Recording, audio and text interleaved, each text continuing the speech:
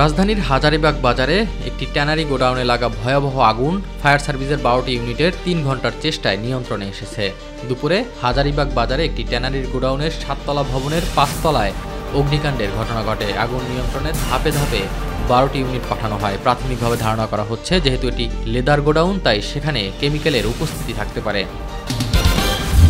বিএনপির মহাসচিব মির্জা ফখরুল ইসলাম আলমগীর বলেছেন, তরুণ প্রজন্ম এখন অনেক বেশি প্রযুক্তির সাথে সম্পৃক্ত এবং অনেক বেশি তারা জানে, কিন্তু এই জানার কখনো শেষ নেই। এ কারণে তরুণ প্রজন্মকে লেখাপড়ার দিকেই সবচেয়ে বেশি গুরুত্ব দিতে হবে বলেও জানান তিনি। বিকেলে মুন্সিগঞ্জের সিরাজদি খান উপজেলার একটি অভিজাত রিসোর্টে ঢাকা কলেজের রিইউনিয়ন অনুষ্ঠানে সাংবাদিকদের সাথে আলাপকালে তিনি একথা বলেন। অন্যায় অনিয়ম ঠেকাতে প্রত্যেক জেলা উপজেলার মানুষকে নিয়ে গ্রুপ তৈরি করা হবে বলে জানিয়েছেন জুলাই স্মৃতি ফাউন্ডেশনের সাধারণ সম্পাদক সার্জিস আলম। দুপুরে পঞ্চগড় মকবুলার রহমান সরকারি কলেজ মাঠে অসহায় দরিদ্র মানুষের মাঝে শীতবস্ত্র বিতরণ অনুষ্ঠানে এসব কথা বলেন তিনি।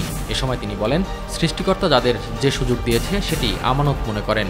এই আমানত রেখে মানুষের কল্যাণে যা কিছু করা যায় তারা করবে।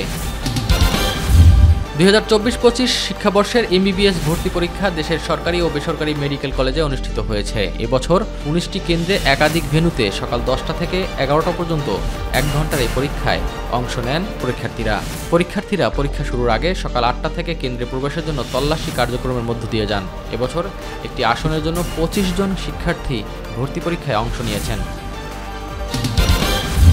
রাজধানীর পূর্বাচলে বাংলাদেশ চীন মৈত্রী প্রদর্শনী কেন্দ্রে বসেছে ঢাকা আন্তর্জাতিক বাণিজ্য মেলার 28তম আসর। শুক্রবার ছুটির দিন হওয়ায় সকাল থেকেই মেলা প্রাঙ্গণে আসেন ক্রেতা দর্শনার্থীরা।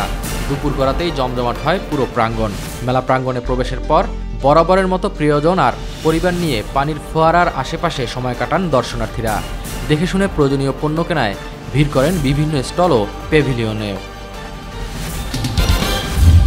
নৌপথের নিরাপত্তা নিশ্চিত ও ঘাটের চাঁদাবাজি বন্ধে ব্যবস্থা নেওয়ার নির্দেশ দেওয়া হয়েছে বলে জানিয়েছেন নৌ পরিবহন মন্ত্রণালয় এবং শ্রম ও কর্মসংস্থান মন্ত্রণালয়ের উপদেষ্টা অবসরপ্রাপ্ত brigadier general M Sakhawat Hossain. তিনি বলেন, চাঁদাবাজি বন্ধে পুলিশ ও কোস্টগার্ড যৌথভাবে কাজ করবে। আজ ভোলার দৌলত খানের বীরশ্রেষ্ঠ মোস্তফা কামাল লঞ্চঘাট পরিদর্শনে এসে তিনি এসব কথা বলেন।